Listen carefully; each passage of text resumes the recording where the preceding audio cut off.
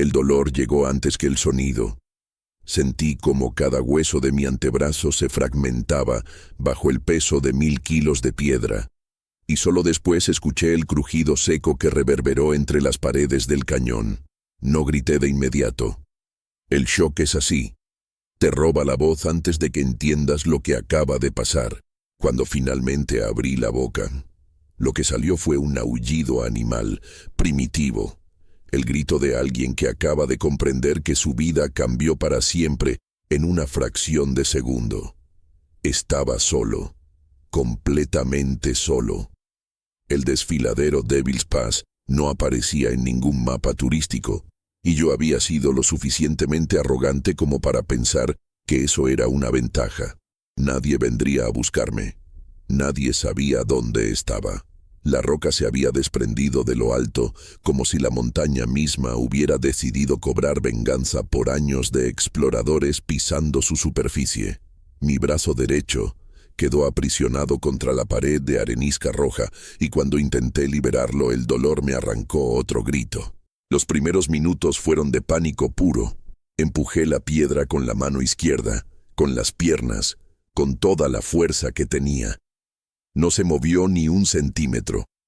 El sol de julio caía vertical sobre el cañón, y el calor comenzaba a convertir ese lugar en un horno.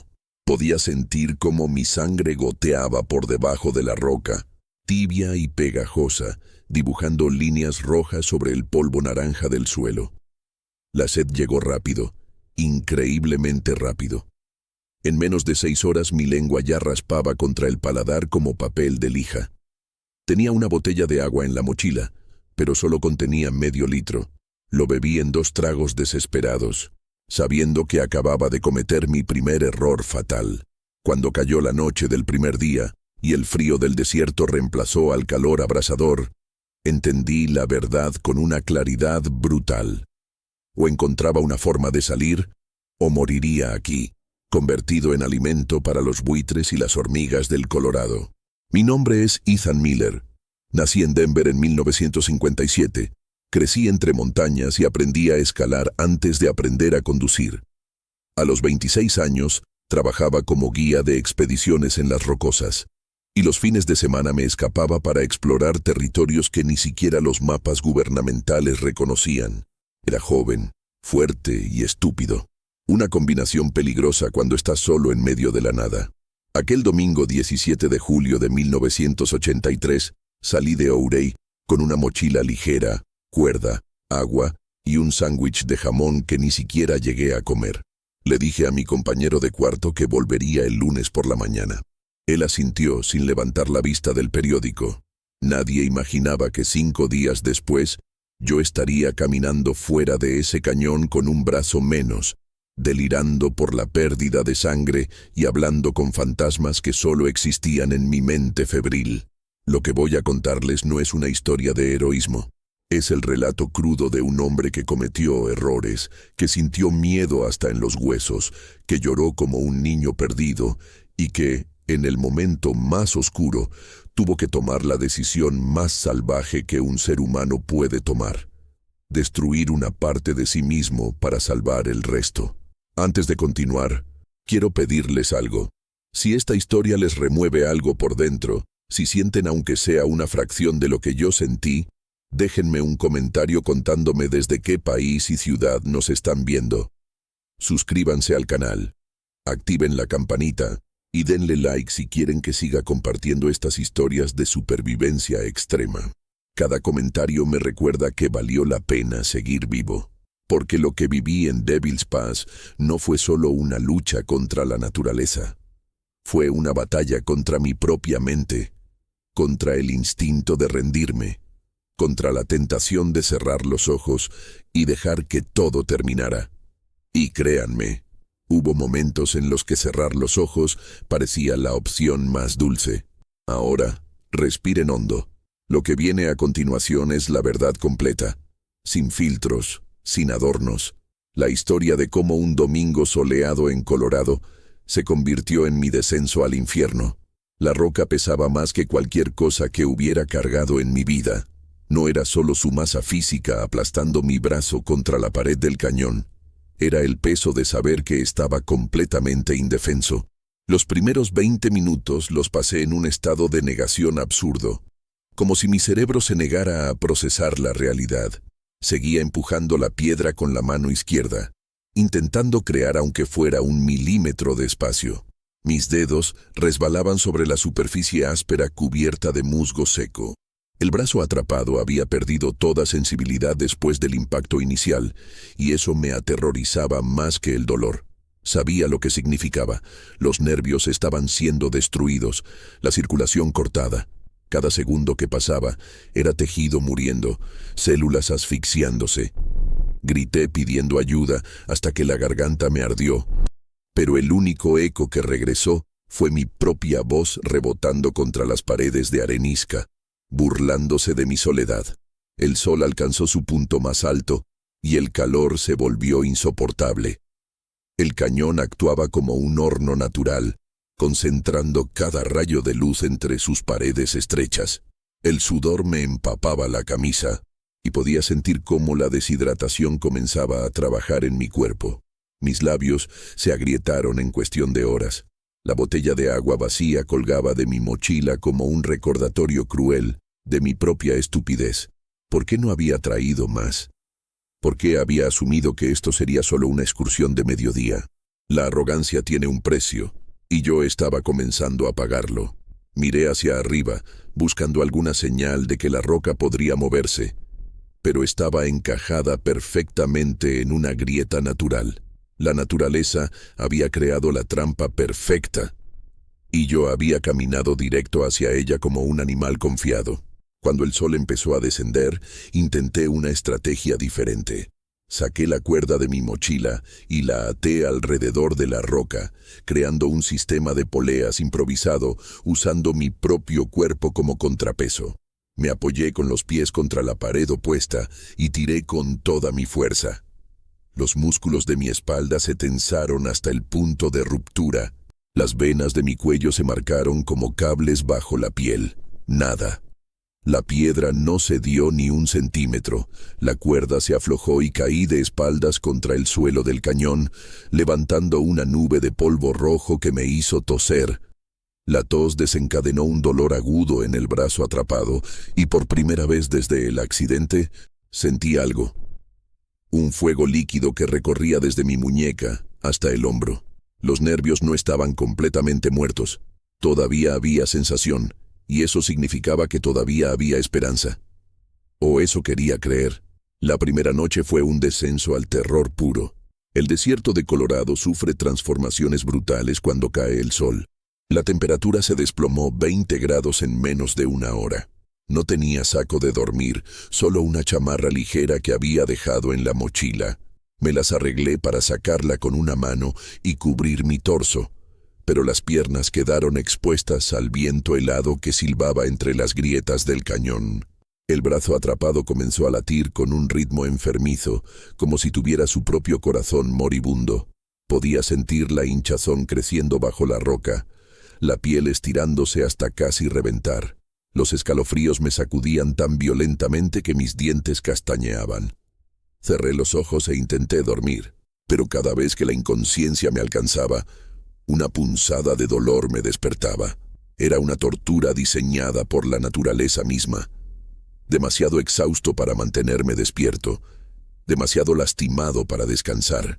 Escuché sonidos toda la noche. Algunos reales, otros producto de mi imaginación desbocada. El aullido lejano de coyotes mezclándose con el crujir de la roca, expandiéndose y contrayéndose con los cambios de temperatura. Hubo un momento, cerca de las 3 de la madrugada, en que juré escuchar pasos acercándose. Mi corazón se aceleró. Grité con la poca voz que me quedaba: «Aquí, estoy aquí». Pero nadie respondió. Solo el viento, solo la oscuridad absoluta del cañón, tan densa que parecía tener textura. Palpé el suelo con mi mano libre buscando algo, cualquier cosa que pudiera usar como herramienta. Encontré piedras pequeñas, ramas secas, arena. Nada útil. Nada que pudiera mover una roca de media tonelada. La impotencia me golpeó con una fuerza casi física. Lloré, no lo voy a negar. Lloré como no lo hacía desde que era niño, con sollozos profundos que me sacudían todo el cuerpo. El amanecer del segundo día llegó con una luz rosada que se filtró lentamente entre las paredes del cañón. Nunca había apreciado tanto ver el sol. Significaba que había sobrevivido una noche completa. Pero con la luz llegó también la claridad brutal de mi situación. El brazo había cambiado de color. Lo que antes era piel bronceada, ahora mostraba tonos púrpura y negro alrededor de donde la roca lo aprisionaba. La hinchazón era grotesca. Mi antebrazo parecía un tronco hinchado, el doble de su tamaño normal. Intenté mover los dedos y solo el meñique respondió con un temblor débil. Los otros 3 permanecieron inmóviles, como garras de un animal muerto. El olor también había cambiado. Un aroma dulzón y pútrido empezaba a emanar de la herida. Reconocí ese olor de mis días trabajando en rescates de montaña. Era el olor de la gangrena comenzando a instalarse. La sed se había convertido en mi enemigo principal. Mi lengua estaba tan hinchada que apenas cabía en mi boca. Cada vez que tragaba saliva, era como tragar vidrio molido. Recordé algo que había leído en un manual de supervivencia. En casos extremos, la orina puede mantenerte vivo. La idea me repugnaba, pero la desesperación tiene una forma de destruir el orgullo. Me desabroché el pantalón con dificultad y oriné en la botella vacía. El líquido salió oscuro, concentrado, un indicador de qué tan deshidratado estaba ya. Esperé unos minutos, mirando esa botella como si contuviera veneno. Finalmente, cerré los ojos y bebí. El sabor era amargo, salado, nauseabundo. Vomité inmediatamente, pero obligué a mi cuerpo a retenerlo en el segundo intento. No era agua, pero era líquido. Era supervivencia en su forma más degradante. Los pensamientos comenzaron a fragmentarse. El calor del mediodía regresó con venganza y mi mente empezó a jugarme trucos. Veía figuras moviéndose en las sombras del cañón. Una de ellas tenía la forma de mi madre, Marta, quien había fallecido 3 años antes de cáncer. La vi tan claramente que le hablé. Le dije que lo sentía, que no había estado ahí en sus últimos días porque estaba demasiado ocupado escalando montañas estúpidas. Su figura se disolvió en el aire caliente y me di cuenta de que estaba hablando con la nada. Las alucinaciones habían comenzado, demasiado rápido. Solo había pasado 1 día y medio y mi mente ya se estaba rompiendo. Intenté enfocarme en algo real, contar las grietas en la pared frente a mí, recitar los nombres de todas las montañas que había escalado, cualquier cosa para mantener mi cordura intacta. La tarde del segundo día trajo un pequeño regalo cruel, una tormenta. Las nubes se acumularon sobre el cañón con una velocidad sorprendente y pronto escuché el rugido distante del trueno. Las primeras gotas de lluvia cayeron como bendiciones del cielo. Abrí la boca e intenté atrapar cada gota, pero no era suficiente. El agua escurría por las paredes del cañón, formando pequeños riachuelos que pasaban a centímetros de donde yo estaba. Me estiré con la mano libre, tratando de alcanzar ese flujo precioso. Logré meter la botella bajo uno de los chorros y vi cómo se llenaba lentamente. Cuando estuvo llena, bebí con una desesperación animal. Nunca nada había sabido tan bien. Era agua de lluvia mezclada con arena y quizás algo de musgo. Pero para mí era néctar de los dioses. La tormenta duró apenas 20 minutos, pero logré llenar la botella 3 veces. Por primera vez desde el accidente, sentí algo parecido a la esperanza. Si podía conseguir agua, podía sobrevivir más tiempo. Y si sobrevivía más tiempo, quizás alguien me encontraría. Pero esa esperanza fue efímera. Cuando la tormenta pasó y el sol regresó, más brutal que antes, miré mi brazo y supe la verdad. La infección se estaba extendiendo. Podía ver líneas rojas subiendo por mi antebrazo, marcas de veneno viajando por mi torrente sanguíneo. El olor era ahora inconfundible, penetrante. La carne se estaba pudriendo mientras yo seguía vivo. Tenía 2 opciones: esperar a que la infección llegara a mi corazón y me matara en 3 o 4 días, o hacer algo tan radical que mi mente se negaba incluso a considerarlo. Miré el cuchillo pequeño que llevaba en el cinturón, una navaja de 8 centímetros con mango de madera. La había usado cientos de veces para cortar cuerda, preparar comida, tallar madera. Ahora, por primera vez, la vi como lo que realmente era, una herramienta de última opción. La herramienta que podría salvarme o terminar matándome más rápido que la gangrena. Aún no estaba listo para usarla. Todavía albergaba la fantasía de que alguien vendría, pero esa fantasía se desvanecía con cada hora que pasaba bajo ese sol implacable. El tercer día comenzó con una revelación perturbadora. Ya no podía sentir el brazo en absoluto. La ausencia total de dolor era peor que cualquier agonía que hubiera experimentado antes. Significaba que todo el tejido estaba muerto, que lo que alguna vez fue parte de mí, ahora era solo carne necrótica colgando de mi hombro. Toqué la piel con mi mano izquierda y estaba fría, viscosa, como tocar un pedazo de carne cruda dejado al sol. Las moscas habían encontrado la herida. Docenas de ellas zumbaban alrededor, aterrizando sobre la carne expuesta, poniendo sus huevos en los pliegues donde la roca presionaba contra mi muñeca. Intenté espantarlas, pero regresaban en segundos. Eventualmente dejé de intentarlo. No tenía energía para pelear contra insectos cuando estaba perdiendo la batalla contra la muerte misma. La fiebre llegó como una ola de fuego líquido recorriendo mis venas. Un momento estaba tiritando bajo el sol de la mañana. Al siguiente estaba empapado en sudor, sintiendo como si mi sangre hirviera dentro de mi cuerpo. La infección había entrado en mi sistema. Podía sentirla viajando, conquistando territorio con cada latido de mi corazón. Los escalofríos me sacudían tan violentamente que mis dientes se astillaron al chocar entre sí. Intenté mantener el control, pero el delirio comenzaba a apoderarse de mi mente. Veía colores que no existían, escuchaba conversaciones en idiomas inventados. En un momento, estaba convencido de que había logrado liberar mi brazo y caminaba de regreso a Ouray. Podía ver las calles del pueblo, oler el café del restaurante donde desayunaba los domingos. Entonces parpadeé y seguía ahí, atrapado, con medio cuerpo convertido en cadáver mientras la otra mitad luchaba por seguir funcionando. Perdí la noción del tiempo. Las horas se fundían unas con otras en un borrón de agonía y alucinaciones. El sol subía y bajaba, pero yo no podía decir si había pasado un día o 3. Mi mente fabricaba recuerdos falsos para llenar los vacíos. Recordaba haber hablado con rescatistas que nunca llegaron, haber comido alimentos que no existían. La sed regresó con venganza a pesar del agua de lluvia que había logrado recolectar. Mi cuerpo la consumía tan rápido como la bebía, quemándola en el infierno de la fiebre. Volví a orinar en la botella, pero esta vez el líquido salió casi naranja, espeso, un indicador de que mis riñones estaban comenzando a fallar. Lo bebí de todas formas. No tenía opción. Cada sorbo era una pequeña victoria contra la muerte que me acechaba. Los recuerdos comenzaron a invadir mi conciencia sin permiso.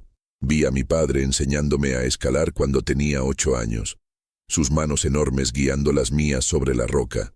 Reviví mi primer beso con Sarah Mitchell detrás de las gradas de la escuela, el sabor a chicle de cereza en sus labios. Vi el día que me gradué como guía certificado, el orgullo en los ojos de mi instructor. Todos esos momentos desfilaban frente a mí como una película proyectada en las paredes del cañón. Entendí que mi cerebro me estaba preparando para morir, mostrándome los mejores momentos antes del final. Pero algo dentro de mí se rebeló contra esa resignación. No había venido a este mundo para terminar así, pudriéndome en un agujero olvidado de Colorado. Mi madre había peleado 6 meses contra el cáncer antes de rendirse. Yo llevaba solo 3 días. Me negaba a ser más débil que ella. Esa noche, la 4ª desde el accidente, tomé una decisión. Si iba a morir aquí, al menos moriría intentando algo. Saqué el cuchillo de su funda y lo sostuve bajo la luz de la luna que se filtraba débilmente en el cañón. La hoja brillaba con un resplandor plateado, hermosa y terrible al mismo tiempo. La había afilado hacía apenas 2 semanas, preparándola para una expedición que nunca realizaría. Ahora tendría un propósito muy diferente. Coloqué el filo contra mi piel, justo por encima de donde la roca aprisionaba mi brazo. La carne estaba tan hinchada que la hoja se hundió fácilmente. Presioné, sintiendo la resistencia de las capas de tejido, pero no pude continuar. No todavía. Mi instinto de supervivencia gritaba que había otra forma, que solo necesitaba esperar un poco más. Guardé el cuchillo y pasé la noche entera convenciéndome de que estaba tomando la decisión correcta al no cortar. Pero en el fondo sabía la verdad. Solo estaba posponiendo lo inevitable. El 4.º día trajo consigo una claridad extraña. La fiebre había disminuido ligeramente, lo suficiente para que pudiera pensar con algo de coherencia. Analicé mi situación con una frialdad quirúrgica. El brazo estaba muerto, punto. La infección se estaba propagando, punto. Nadie vendría a rescatarme, punto. Mis opciones se habían reducido a una sola: amputarme yo mismo o aceptar la muerte. Pensé en todas las historias de supervivencia que había estudiado a lo largo de mi vida. Aron Ralston, quien cortaría su brazo años después en una situación similar. Los alpinistas que habían sacrificado dedos congelados para salvar sus vidas. Los marineros náufragos que habían bebido sangre de tortuga para sobrevivir. La supervivencia extrema siempre requería sacrificios extremos. La pregunta era si yo tenía el coraje de hacer lo que debía hacerse. Pasé horas preparándome mentalmente. Visualicé cada paso del proceso. Primero, cortar la piel. Eso sería relativamente fácil. La carne estaba tan descompuesta que cedería sin mucha resistencia. Luego vendría el músculo. Eso sería más difícil. Requeriría cerrar con la hoja, aplicar fuerza constante. Los tendones serían otro desafío, fibrosos y resistentes como cables. Pero lo peor sería el hueso. Con un cuchillo de 8 centímetros no tenía forma de cortar a través del radio y el cúbito. Necesitaría romperlos, usar mi propio peso corporal como palanca, o encontrar una roca lo suficientemente afilada para astillarlos. El pensamiento me hacía sentir náuseas, pero ya no podía permitirme el lujo de la repulsión. Esto era matemática pura. Un brazo a cambio de una vida. Una ecuación simple que mi cerebro finalmente estaba dispuesto a resolver. Reuní todo lo que necesitaría para después. Tenía un rollo de cinta adhesiva en la mochila, mi último recurso para detener el sangrado. Los cordones de mis botas podrían servir como torniquetes improvisados. La chamarra podría convertirse en vendajes. Coloqué todo a mi alcance, como un cirujano preparando su mesa de operaciones. Bebí el resto del agua que había recolectado, sabiendo que necesitaría estar lo más hidratado posible para sobrevivir la pérdida de sangre que vendría. Oriné una última vez, y bebí eso también, sin siquiera hacer una mueca. Ya no había lugar para el asco en mi realidad, solo existía la supervivencia, cruda y sin adornos. Pero cuando llegó el momento de hacer el primer corte, mi mano tembló. La sostuve frente a mí, viéndola sacudirse como si tuviera vida propia. No era miedo físico lo que me detenía. Era algo más profundo. Era la comprensión de que una vez que comenzara, no habría vuelta atrás. Sería un hombre diferente al que había entrado en este cañón. Perdería no solo un brazo, sino una parte de mi identidad. Ya no sería Ethan Miller, el guía completo y capaz. Sería Ethan Miller, el lisiado, el incompleto, el hombre que tuvo que destruirse para salvarse. Esa transición me aterrorizaba más que la muerte. Me pregunté si valía la pena, si una vida mutilada era mejor que ninguna vida, si los años que me quedaran justificarían la atrocidad que estaba a punto de cometer contra mi propio cuerpo. La respuesta llegó en forma de memoria.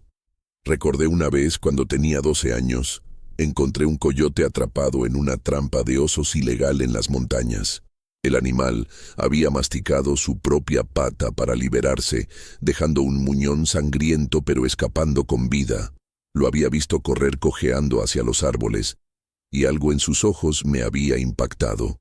No había derrota en esa mirada, solo determinación, solo el instinto brutal de vivir a cualquier costo. Ese coyote había entendido algo que yo estaba apenas comenzando a comprender.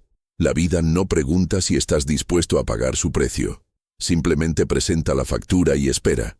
Yo podía pagar y seguir adelante, o negarme y desaparecer en el olvido de este cañón olvidado.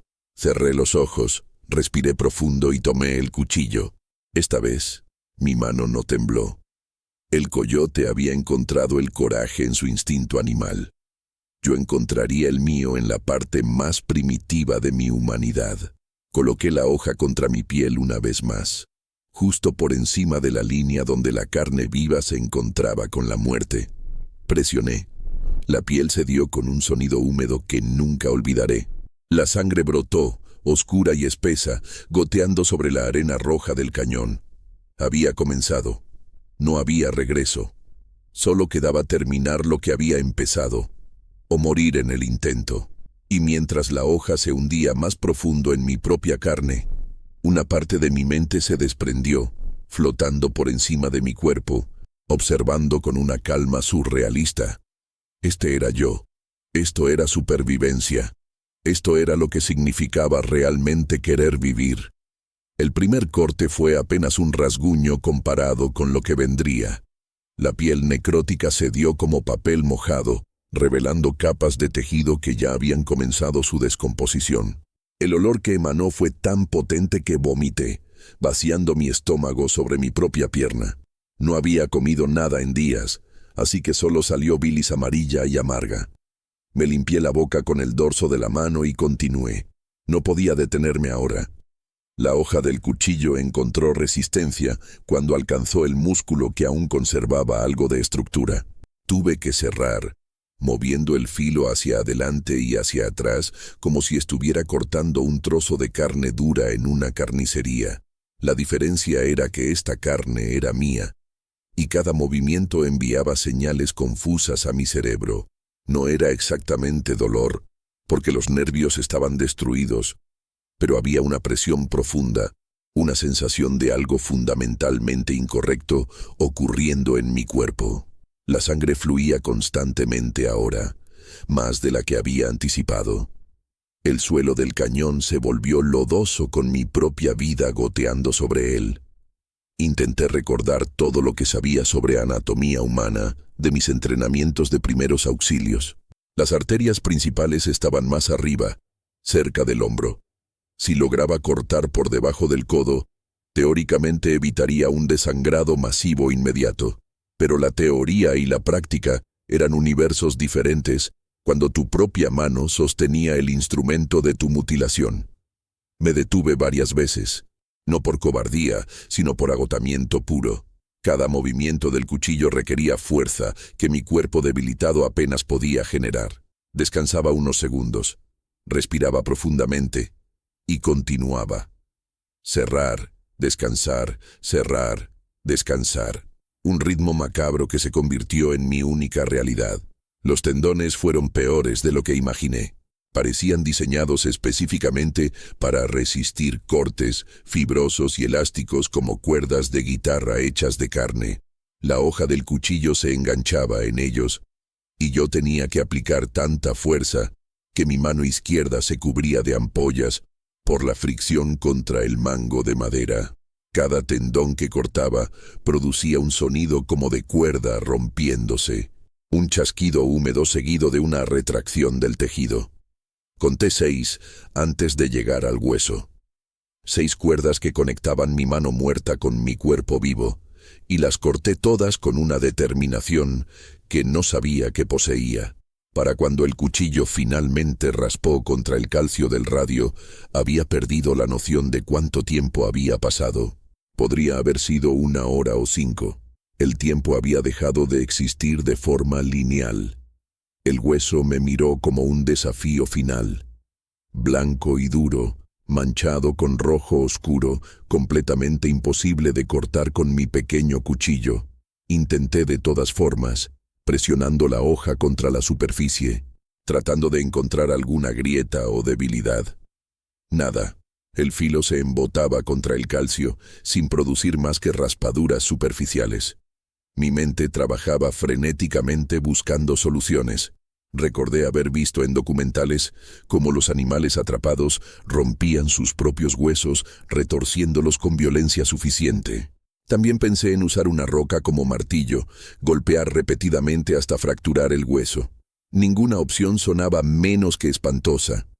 Busqué entre las rocas cercanas y encontré una piedra del tamaño de un puño, con un borde relativamente afilado. La pesé en mi mano sintiendo su solidez. Esta sería mi herramienta de liberación o de muerte. Ya no importaba cuál. Coloqué mi brazo en el ángulo más accesible posible y comencé a golpear. El primer impacto envió una vibración que recorrió todo mi esqueleto. El segundo produjo una grieta audible. El tercero hizo que el hueso cediera parcialmente, astillándose en una línea irregular. Golpeé una y otra vez, como un hombre poseído, con cada impacto gritando palabras incoherentes para ahogar el horror de lo que estaba haciendo. La piedra se manchó de rojo. Mis nudillos se abrieron por la fuerza de los golpes, pero el hueso, lentamente, comenzó a romperse. Podía ver las fracturas expandiéndose como telarañas a través de la superficie blanca. Cuando finalmente el radio se partió completamente, el alivio fue tan intenso que casi me desmayo. Solo quedaba el cúbito, el hueso más delgado. Apliqué la misma técnica brutal, golpeando sin piedad hasta que también se dio con un crujido final que resonó en el silencio del cañón.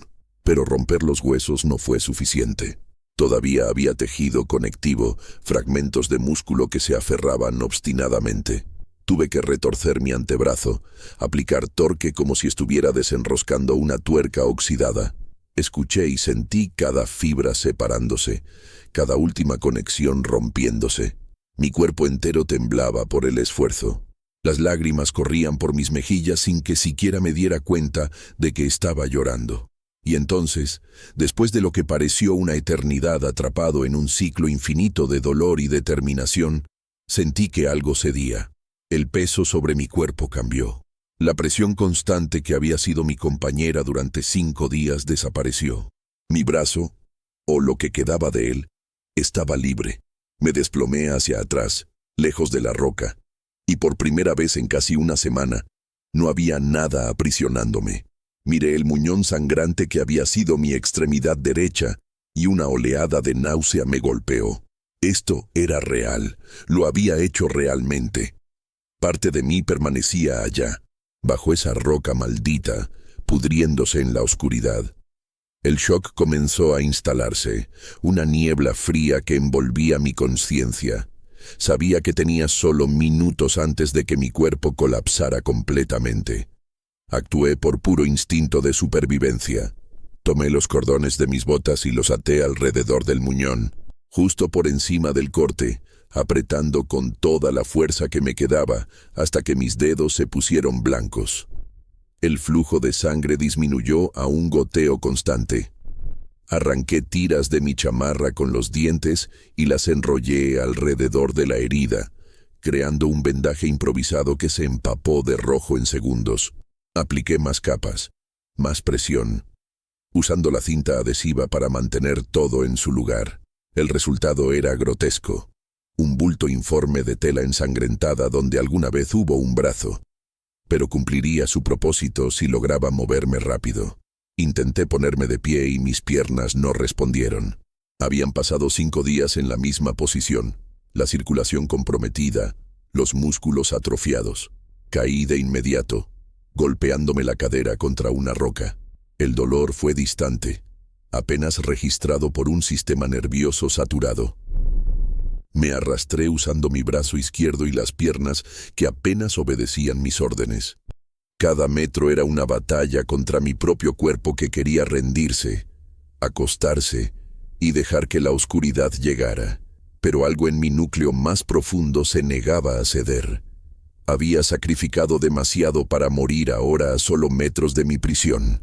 Los músculos de mi brazo izquierdo ardían, las palmas de mis manos se llenaron de cortes por arrastrarse sobre las rocas afiladas. No me importó. Seguí avanzando, reptando como un animal herido, dejando un rastro de sangre que marcaba mi camino. El sol comenzaba a descender cuando finalmente logré salir del desfiladero estrecho hacia un área más abierta del cañón. La luz era diferente aquí, más suave, filtrándose entre formaciones rocosas que reconocí vagamente. Había estado en esta zona antes, meses atrás. Si mis cálculos eran correctos, el camino principal hacia Ouray estaba hacia el norte. Miré al cielo buscando orientación. Las sombras de las montañas me indicaban la dirección. Tenía que caminar aproximadamente 5 kilómetros por terreno irregular, en mi estado actual, con un brazo amputado y al borde del colapso. Las probabilidades eran absurdas. Pero ya había superado probabilidades absurdas. Ya había hecho lo imposible. 5 kilómetros no eran nada comparado con cortar tu propio brazo. Me convencí de esto una y otra vez mientras obligaba a mis piernas a funcionar, a dar un paso. Luego otro. Luego uno más. La fiebre regresó con venganza mientras caminaba. Mi visión se llenaba de manchas negras que bailaban en la periferia. Varias veces me encontré en el suelo, sin recordar haber caído. Me levantaba, me sacudía la arena de la cara y continuaba. El muñón palpitaba con un dolor sordo que se sincronizaba con los latidos de mi corazón. Podía sentir cómo la infección seguía avanzando a pesar de haber eliminado la fuente principal. Era una carrera ahora. Mi voluntad contra las bacterias que colonizaban mi sangre. Hablaba solo, manteniendo conversaciones con personas que no estaban allí. Le pedí a mi madre que me diera fuerzas. Le prometí a un Dios en el que no había creído en años que sería mejor hombre si me dejaba vivir. Negocié, supliqué, maldije.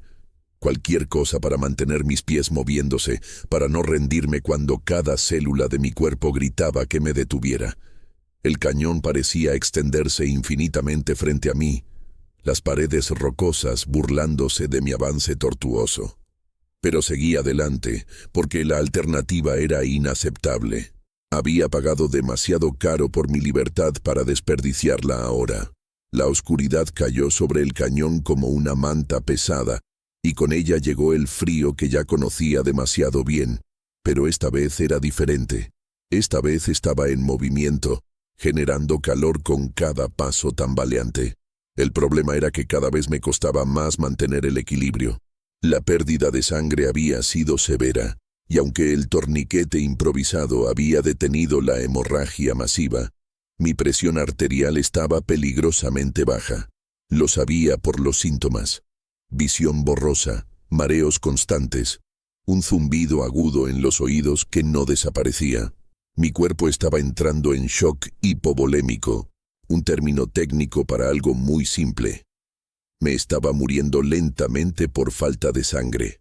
Necesitaba encontrar ayuda en las próximas horas, o todo el sacrificio habría sido en vano.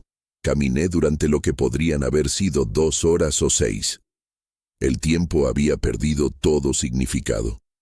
Solo existía el siguiente paso, luego el siguiente, luego el siguiente. Desarrollé un mantra que repetía con cada movimiento. Izquierda, derecha, respira. Izquierda, derecha, respira. Las palabras se convirtieron en mi ancla a la realidad. Lo único que evitaba que mi mente se dispersara completamente en el delirio. Tropecé con rocas que no vi. Caí en depresiones del terreno que aparecieron de la nada. Cada caída era más difícil de recuperar que la anterior.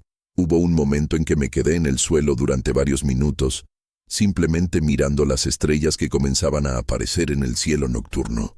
Eran hermosas, más brillantes de lo que las había visto nunca. Me pregunté si esa sería mi última vista, si moriría aquí mirando la constelación de Orión. Pero entonces escuché la voz de mi padre en mi cabeza, áspera y firme. Los Miller no se rinden, muchacho. Me obligué a levantarme una vez más. El paisaje comenzó a cambiar gradualmente. Las paredes estrechas del cañón se abrían, dando paso a un valle más amplio. Reconocí algunas formaciones rocosas, marcadores naturales que había usado en expediciones anteriores. Estaba en el camino correcto. Esa pequeña confirmación me dio un impulso de energía que no sabía que aún poseía. Aceleré el paso tanto como mi cuerpo destrozado lo permitía, pero con la esperanza llegó también un peligro nuevo: la impaciencia. Empecé a tomar atajos, a escalar pequeñas formaciones rocosas en lugar de rodearlas. Mi coordinación estaba tan deteriorada que cada movimiento era una apuesta. En un momento, mi pie resbaló en una superficie de grava suelta y caí varios metros por una pendiente, rodando sobre rocas puntiagudas que abrieron nuevos cortes en mi espalda y piernas. Cuando finalmente me detuve, estaba boca abajo en un lecho seco de arroyo.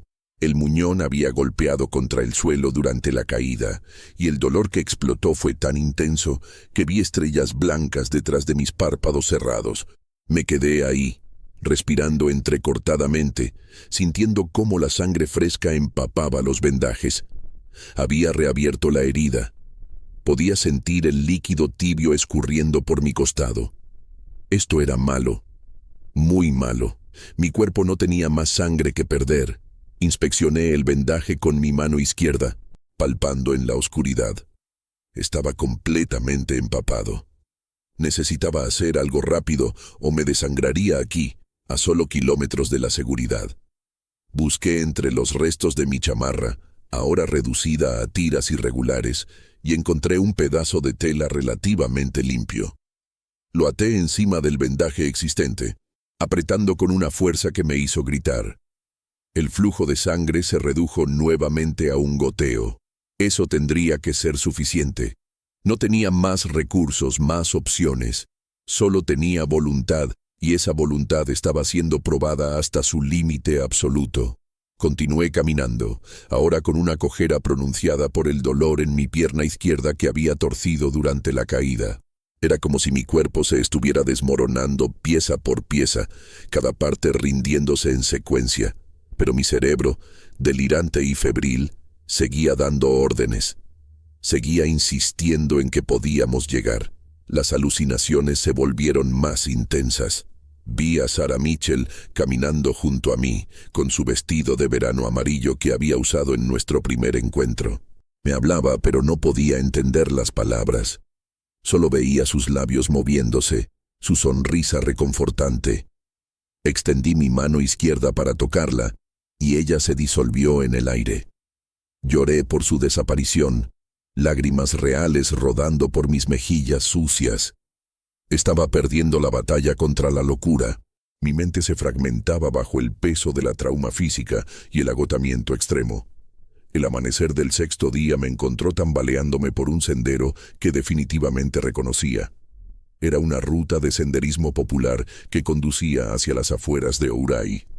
Ver esas marcas de pintura naranja en las rocas, indicadores del camino oficial, fue como recibir un mensaje divino.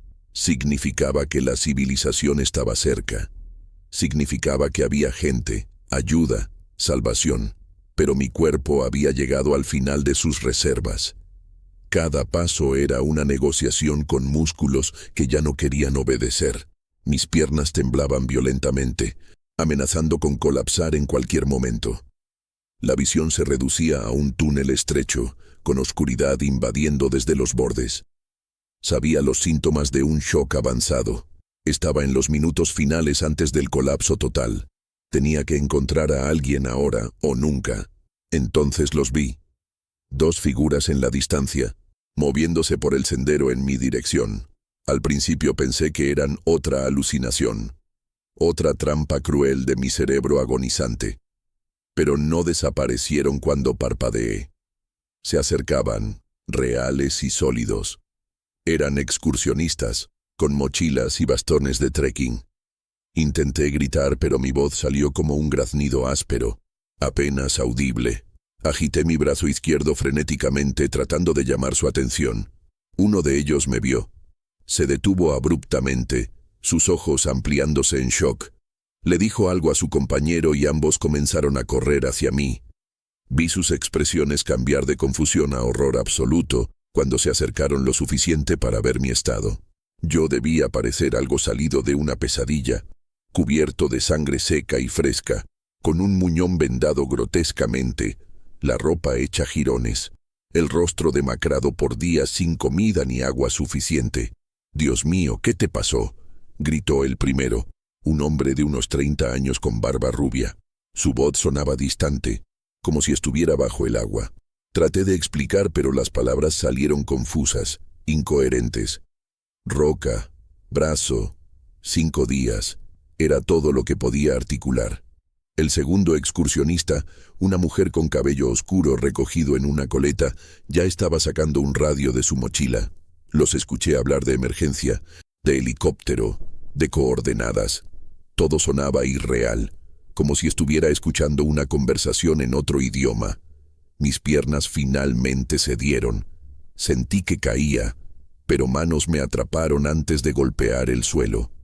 Me bajaron suavemente, y la mujer presionaba algo contra mi frente mientras hablaba con una voz tranquilizadora que no llegaba a procesar completamente. «Quédate con nosotros, ¿de acuerdo? La ayuda viene en camino, solo mantén los ojos abiertos». Intenté obedecer, pero mis párpados pesaban toneladas. El cielo sobre mí era de un azul imposiblemente hermoso, sin una sola nube. Podía escuchar pájaros cantando en algún lugar cercano. Todo parecía tan pacífico, tan alejado del infierno que había atravesado. El hombre estaba examinando mi muñón y su rostro se puso pálido. «Cristo santo, hizo esto él mismo. Cortó su propio brazo». Su voz estaba llena de un asombro horrorizado. La mujer me apretaba la mano izquierda, sus dedos cálidos contra mi piel fría como hielo. «Eres increíblemente valiente. ¿Cómo te llamas?» «Ethan», logré susurrar. «Ethan Miller». El sonido del helicóptero llegó como el rugido de un dragón mecánico. Nunca había escuchado algo tan hermoso. Las aspas levantaban polvo y arena, creando un torbellino alrededor de nosotros. Vi paramédicos corriendo hacia mí con una camilla, con cajas de equipo médico. Manos expertas me tocaban, revisaban mis signos vitales, insertaban una aguja en mi brazo izquierdo. Sentí el flujo frío de líquido intravenoso entrando en mi vena. Presión arterial 70/40. Pulso débil y rápido. Signos de shock hipovolémico severo. «Necesitamos moverlo ahora». Las voces profesionales, calmadas pero urgentes, me rodeaban. Me levantaron en la camilla y el movimiento hizo que el mundo girara violentamente. Vomité a un costado, solo bilis amarga. Alguien limpió mi boca con algo suave. Dentro del helicóptero, el ruido era ensordecedor pero de alguna manera reconfortante. Significaba movimiento, progreso, salvación. Un paramédico joven con pecas se inclinaba sobre mí, gritando preguntas sobre alergias y condiciones médicas previas. Intenté responder, pero mi lengua no funcionaba correctamente. Solo asentía o negaba con la cabeza. Sentí otra aguja, probablemente morfina, porque el dolor que había sido mi compañero constante comenzó a desvanecerse en una niebla cálida. Por primera vez en 6 días, mi cuerpo se relajó. Los músculos que habían estado tensos constantemente, luchando contra el dolor y el agotamiento, finalmente se aflojaron. Miré por la ventana del helicóptero y vi el cañón alejándose debajo de nosotros, las paredes rojas que habían sido mi prisión y mi campo de batalla. Desde aquí arriba parecía tan pequeño, tan insignificante. Era difícil creer que ese pedazo de tierra casi me había matado. «Te vas a poner bien», me aseguró el paramédico con pecas, aunque sus ojos decían que no estaba completamente seguro. «Te llevaremos al Centro Médico Regional de Grand Junction. Tienen la mejor unidad de trauma del estado». Intenté sonreír en agradecimiento, pero mis labios apenas se movieron. La morfina me jalaba hacia la inconsciencia, y esta vez no luché contra ella. Era seguro ahora. Estaba en manos capaces. Podía dejar de pelear. Mientras la oscuridad me envolvía, mi último pensamiento consciente fue de gratitud profunda, no solo por los rescatistas o el helicóptero, sino por la parte más salvaje y primaria de mí mismo, que se había negado a rendirse, incluso cuando rendirse parecía la única opción razonable. Desperté en un lugar blanco y estéril, con el pitido rítmico de monitores cardíacos como banda sonora de mi regreso a la conciencia. No sabía dónde estaba ni cuánto tiempo había pasado. Mi cuerpo se sentía extrañamente liviano, como si flotara en agua tibia. Intenté moverme y descubrí que estaba atado a la cama con correas suaves. No era una prisión, sino una precaución, lo entendí después. Había estado delirando, arrancándome las vías intravenosas, gritando sobre rocas que caían.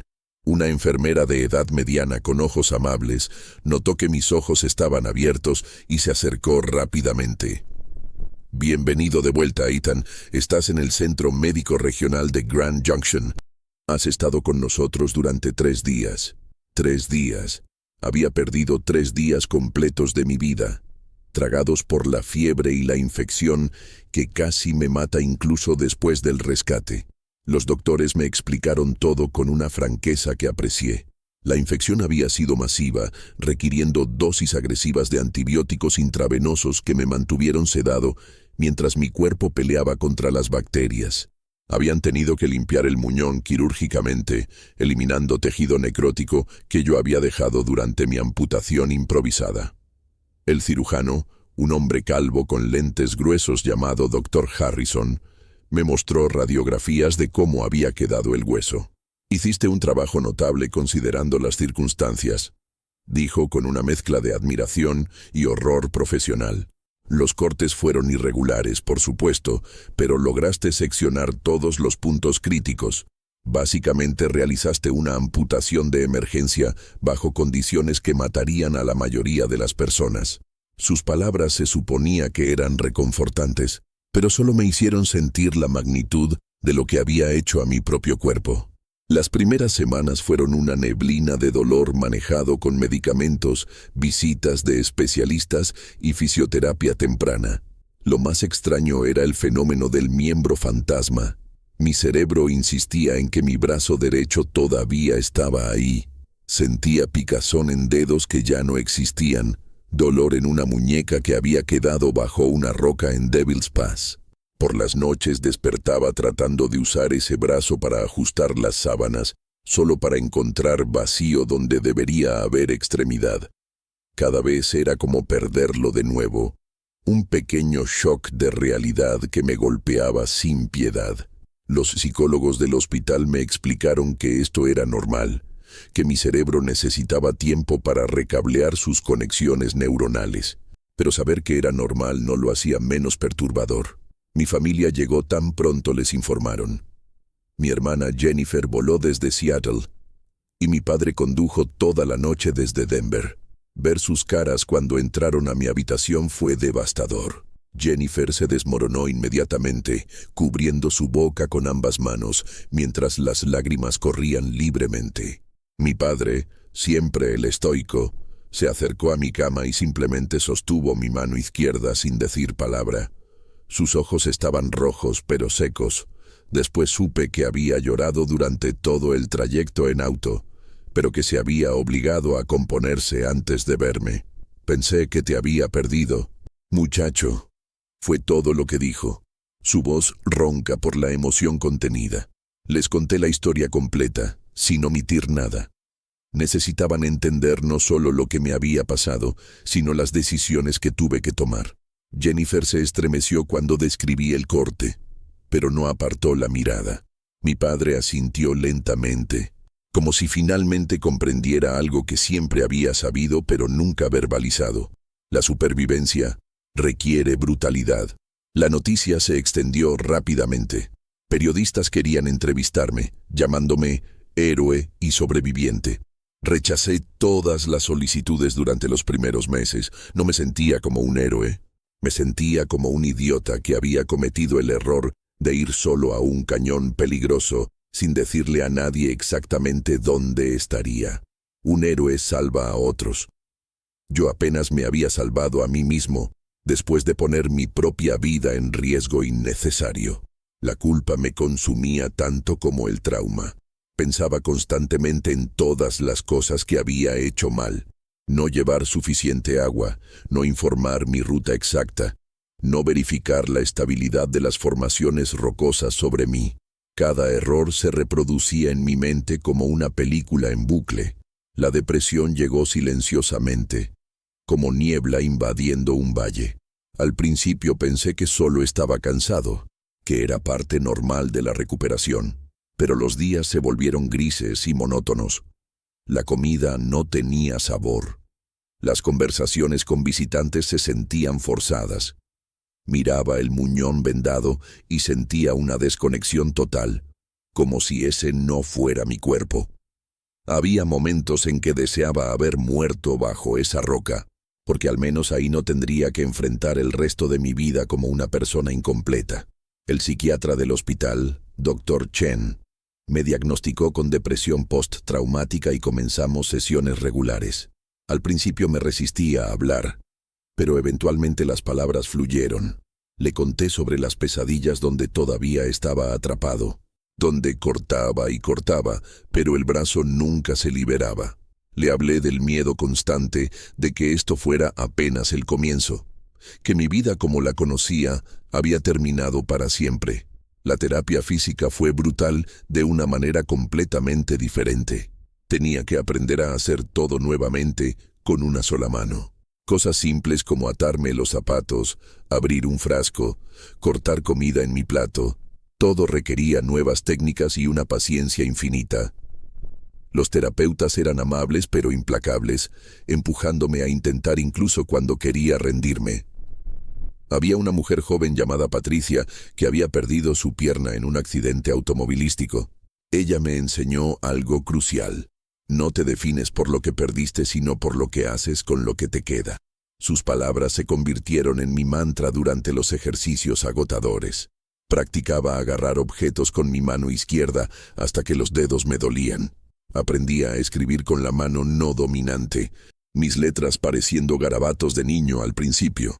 Cada pequeño logro era una victoria contra la voz en mi cabeza que insistía en que nunca sería funcional de nuevo. 2 meses después del rescate, me dieron de alta del hospital. Caminar fuera del edificio hacia el estacionamiento donde mi padre esperaba fue surrealista. El mundo continuaba exactamente como lo había dejado.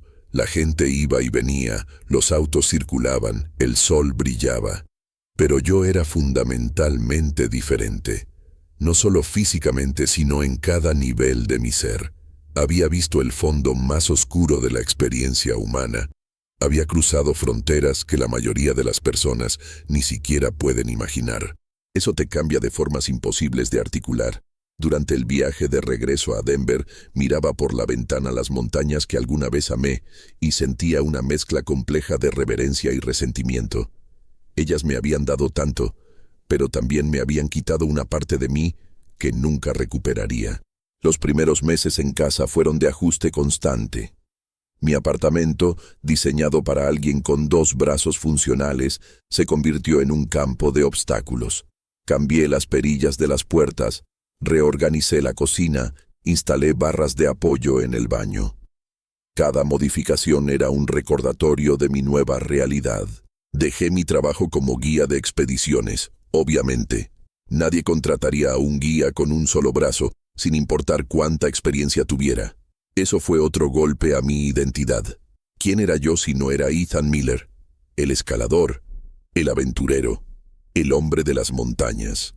Tuve que construir una nueva versión de mí mismo desde cero, una que pudiera existir dentro de estas nuevas limitaciones. Encontré trabajo en una tienda de equipos para exteriores, aconsejando a clientes sobre equipo que ya no podía usar completamente yo mismo. La ironía no se me escapaba. Pero había algo terapéutico en seguir conectado a ese mundo, incluso desde la periferia. 6 meses después del incidente, finalmente acepté dar una entrevista a un periódico local. El periodista, un joven llamado Marcus con grabadora y libreta, me preguntó si me arrepentía de haber ido solo al cañón ese día. Pensé largo tiempo antes de responder. Me arrepiento de los errores que cometí, le dije finalmente. Pero no me arrepiento de haberme negado a rendirme. Esa roca Me quitó un brazo, pero no mi vida. Y mientras tenga vida, tengo posibilidades. La entrevista se publicó con el titular Sobreviviente de Colorado. La historia de sacrificio extremo. Las respuestas fueron abrumadoras. Recibí cartas de personas enfrentando sus propias batallas, agradeciéndome por compartir mi historia, diciendo que les di coraje para enfrentar sus dificultades. Fue entonces cuando entendí que mi experiencia, por horrible que fuera, tenía un propósito más grande. Podía ser un testimonio de la resiliencia humana, una prueba de que incluso en las circunstancias más desesperadas, la voluntad de vivir puede triunfar. Un año después del accidente, regresé a Ouray por primera vez. No fui a Devil's Pass. No estaba listo para eso, y quizás nunca lo estaría. Pero caminé por el pueblo, visité el restaurante donde solía desayunar, hablé con viejos conocidos que me miraban con una mezcla de lástima y admiración. En la tienda de equipos local, el dueño me mostró un artículo enmarcado sobre mi historia colgado en la pared. «Eres una leyenda local», dijo sonriendo. «Un recordatorio de que las montañas son hermosas pero implacables». Asentí, tocando el marco con mi mano izquierda. No quería ser una leyenda. Solo quería ser un hombre que había sobrevivido, que había hecho lo necesario cuando cada opción era terrible. Pero si mi historia podía hacer que aunque fuera una persona, fuera más cuidadosa en las montañas, más consciente de los riesgos, entonces quizás el precio que pagué tendría algún significado más allá de mi sufrimiento personal. Han pasado más de 40 años desde aquel día bajo el sol de Colorado, y mi vida tomó caminos que nunca imaginé. Me convertí en conferencista motivacional, compartiendo mi historia con miles de personas que enfrentan sus propias montañas imposibles. Me casé con una mujer extraordinaria llamada Ann, quien vio más allá del muñón y encontró al hombre completo debajo. Tuvimos 2 hijos que crecieron sabiendo que su padre había enfrentado lo inimaginable y sobrevivió. Nunca les oculté las cicatrices, ni las físicas ni las emocionales. Les enseñé que la vida no pregunta si estamos listos antes de probarnos, simplemente presenta el desafío y espera nuestra respuesta. Todavía tengo pesadillas ocasionales donde estoy de vuelta en ese cañón, sintiendo el peso de la roca, el filo del cuchillo contra mi propia carne. Despierto sudando, buscando instintivamente un brazo que ya no existe. Pero esos momentos son cada vez menos frecuentes. El tiempo no cura todas las heridas, pero te enseña a vivir con ellas, a incorporarlas en la historia de quién eres. Ese día en Devil's Pass no me definió, pero me transformó en alguien más fuerte, más consciente de la fragilidad y la resistencia simultánea de la vida humana. Si algo aprendí en esos 5 días infernales es esto: todos llevamos dentro una fuerza salvaje que desconocemos hasta que las circunstancias nos obligan a encontrarla. Yo la encontré bajo una roca en Colorado, con un cuchillo en la mano y una decisión imposible por delante. Y aunque perdí un brazo, gané algo invaluable: la certeza absoluta de que mientras haya aliento en mis pulmones, siempre vale la pena luchar por un día más de vida.